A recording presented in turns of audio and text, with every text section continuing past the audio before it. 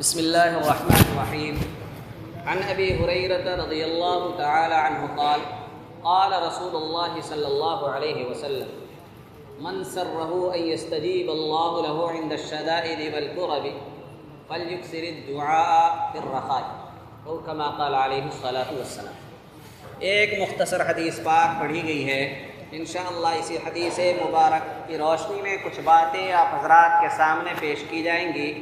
ہو سکتا ہے اللہ کے کسی بندے کو فائدہ پہنچ جائے. اس حدیث کو مشہور صحابی حضرت ابو ہریرہ رضی اللہ تعالی عنہ نے نقل فرمایا ہے.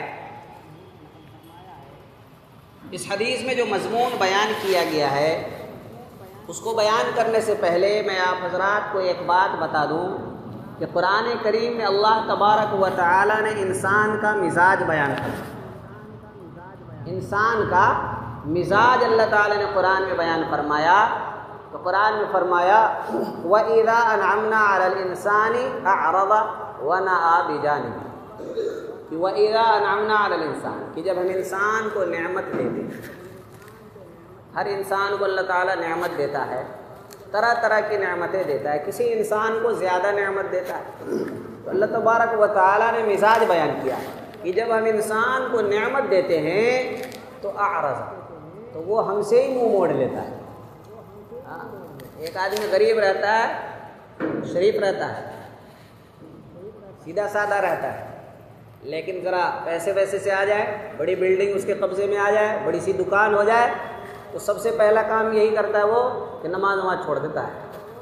سب سے پہلا کام یہی کرتا ہے, مسجد سے دور بھاگ جاتا ہے. اعرضا, اللہ نے فرمایا جب ہم کسی انسان کو نعمت دیتے ہیں تو وہ کیا کرتا ہے, اعرضا, سب سے پہلا کام یہی کرتا ہے ہم سے ہی منہ موڑ لیتا ہے. اور وَنَأَىٰ بِجَانِبِهِ, اور اپنا پہلو بدل کر ہم سے دور چلا جاتا ہے. جیسے کوئی دور جانے کے لیے ایسے پہلو بدل گھوم کر کے بھاگ جاتا ہے نا, تو ایسے ہم سے ہی پہلو موڑ کر اور بھاگ جاتا ہے, دور بھاگ جاتا ہے. اور پھر ہوتا کیا ہے, چلا گیا, اللہ سے تعلق توڑ لیا اس نے. نعمتیں ملنے کے بعد اللہ کی طرف سے طرح طرح کی نعمتیں ملی, جس کی وجہ سے وہ کیا ہو گیا, سرکش ہو گیا, بدماش ہو گیا, شریر ہو گیا, اور اللہ سے تعلق توڑ کے بھاگ گیا اور سوچنے لگا ساری دنیا اس کے قبضے میں آ گئی, جو چاہے کر سکتا ہے. لیکن پھر کیا ہوا, ادھر جا کے رہنے لگا اور اللہ سے تعلق توڑ کر زندگی گزارنے لگا.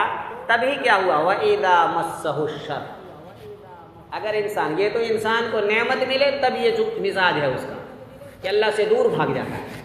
اور وَإِذَا مَسَّهُ الشَّرُّ, دوسرا مزاج کیا ہے, دوسرا مزاج یہ کہ جب اس کو کوئی شر, بری بات, مصیبت اور پریشانی چھو بھی لیتی ہے, کوئی مصیبت چھو لے اس کو نا, ٹچ کر جائے ذرا سی ایک پریشانی, تو فَذُو دُعَاءٍ عَرِيضٍ, لمبی لمبی چوڑی چوڑی دعائیں کرنے لگتا ہے کہ اللہ اس مصیبت کو. ہے نہیں انسان کا یہ مزاج. اللہ تبارک و تعالی نے قرآن میں انسان کے مزاج کو بیان فرمایا. انسان کو بنایا کس نے, اللہ نے. تو اس لیے اللہ جانتا ہے کہ کس کا مزاج کیا ہے, اس کا مزاج کیا ہے. تو اللہ تعالیٰ نے انسان کا مزاج بیان کیا کہ جب اسے نعمت ملتی ہے تو سرکشی اور بدماشی اور شرارت کرنے لگتا ہے, اور جب مصیبت اور پریشانی آتی ہے تو پھر لمبی لمبی چوڑی چوڑی دعائیں کرنے لگتا ہے. یہ اس کا مزاج ہے. اسی کے متعلق اس حدیث میں اللہ کے نبی صلی اللہ علیہ وسلم نے ارشاد فرمایا کہ من سرہ ان یستجیب اللہ عند الشدائد والکرب, کہ جو شخص یہ چاہتا ہے کہ اللہ تبارک و تعالی مصیبت اور پریشانی کے وقت اس کی دعا قبول کرے. مصیبت اور پریشانی آتی ہے تو انسان اللہ سے دعائیں کرتا ہے. تو اگر کوئی انسان یہ چاہتا ہے کہ جب میں مصیبت اور پریشانی میں اللہ کو پکاروں, اللہ سے دعا مانگوں, تو اللہ میری پکار سنے, میری دعا قبول کرے, تو اس کا علاج کیا, اس کا حل کیا ہے؟ فرمایا فَلْيُكْثِرِ الدُّعَاءَ فِي الرَّخَاءِ, تو پھر خوشحالی کا زمانہ جو ہے اس کا, جو خوشحالی کا, نعمت کا اور جو مال و دولت کا زمانہ ہے, اس زمانے میں بھی وہ اللہ کو کثرت کے ساتھ پکارا کرے, اللہ کو کثرت کے ساتھ یاد کیا کرے.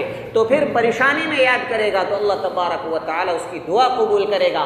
لیکن کوئی خوشحالی کے زمانے میں اللہ سے دور بھاگتا ہے اور بدحالی کے زمانے میں, پریشانی, مصیبت اور بیماری کے زمانے میں اللہ کے سامنے ہاتھ پھیلانے آئے گا, تو اللہ تبارک و تعالی اس کی پھر نہیں سنے گا.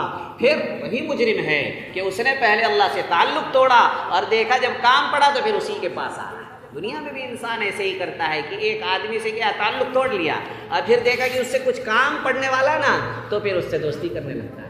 اور پھر جب کام نکل گیا تو پھر بھاگ جاتا ہے۔ یہی انسان کا مزاج ہے، وہ اللہ کے ساتھ بھی اسی طرح کا معاملہ کرتا ہے۔ اسی لیے ایسا کام بالکل بھی نہ کرے، بلکہ ہمیشہ، ایسا پہلے بھی بتایا میں نے، ہفتہ واری مسلمان نہ بنے، جمعہ والے مسلمان نہ بنے، اور سالانہ مسلمان نہ بنے، عید بقرعید والے مسلمان نہ بنے، بلکہ روزانہ اور ہر وقت والے مسلمان بنے۔ ہر وقت اللہ کو یاد رکھا کرے، ہر وقت اللہ کو یاد رکھا کرے، تاکہ مصیبت اور پریشانی میں جب آپ اللہ کو پکارے تو لگے کہ ہاں اسی بندے نے پکارا جو ہر وقت مجھے پکارتا رہتا ہے۔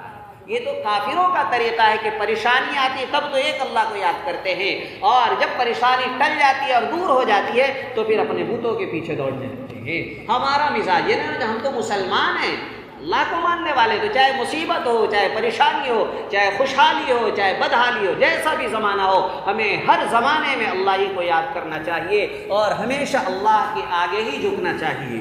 اللہ تعالی ہم سب کو عمل کی توفیق عطا فرمائے۔ اللهم انت السلام ومنك السلام، تباركت يا ذا الجلال والاكرام۔ ربنا آتنا في الدنيا حسنة وفي الآخرة حسنة وقنا عذاب النار۔